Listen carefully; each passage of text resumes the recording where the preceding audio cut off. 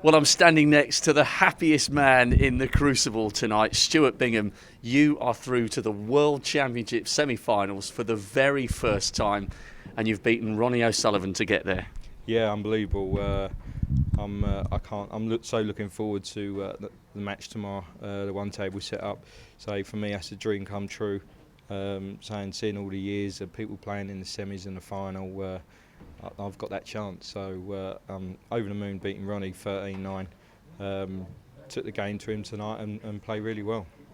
We were watching the last frame here in the press room, and I was saying to Ivan Hershevitz, I wonder what's going through his mind on this last frame.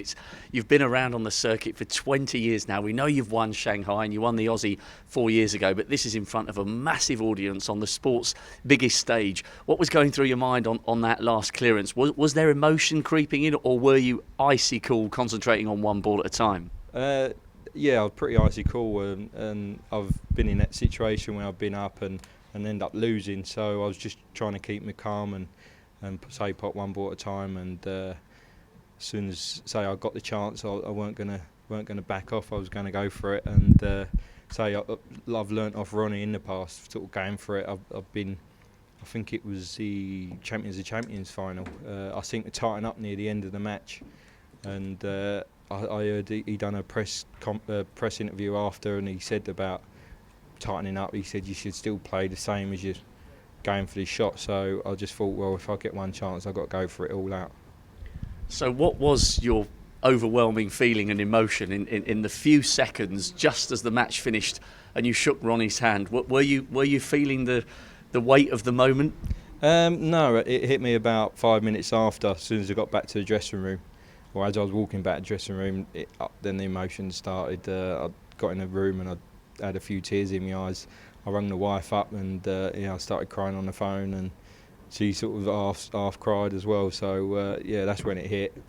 Obviously, my coach Steve Feeney, he came up and gave me a bit of a bear hug, and just over the moon. When you think about how hard you've had to work to be accepted and to be a part of the game's elite, sort of 14, 15 years ago, before that win in Australia, if someone had told you then that you would be a multiple ranking event winner and you'd get to at least, because it's not over yet, a Crucible semi-final, would you have believed them?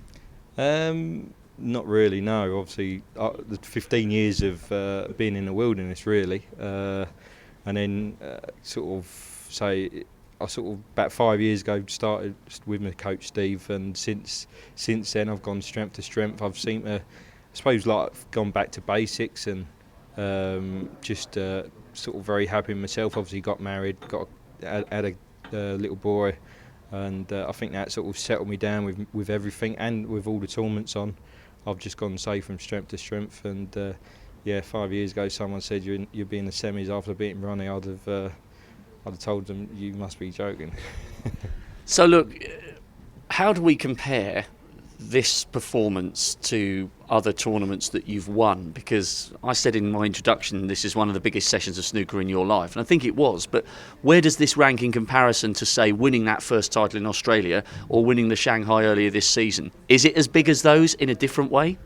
I suppose in a different way. To win a tournament and to come out the undefeated champion of that week is what we'll strive for, but to beat Ronnie at quarterfinals in the World Championship, to play like I did, to finish the match off, it's up there obviously with Maypuri beating Hendry here 15 years ago. Played unbelievable and over the moon. We spoke in Llandudno just before you played Ronnie, and he whitewashed you quite convincingly there, and you said to me before the match the key with Ronnie is playing the table, not the man. You weren't able to do that in Wales, but you did it brilliantly here. What was the difference? To be honest, I was Maypuri gone into that match. I weren't really happy with my game. I sort of felt like I struggled a bit through the week, and I sort of got through the matches maybe on my B game sort of thing. But I knew I needed to bring my A game to obviously play Ronnie, and I've been getting strength to strength in this tournament, and I knew after the sort of second frame that I was there with a shout, and I just thought, just not let him bully me, because if he gets in front, he can start bullying you and sort of pull away from you. But I just sort of kept it together and come out winning.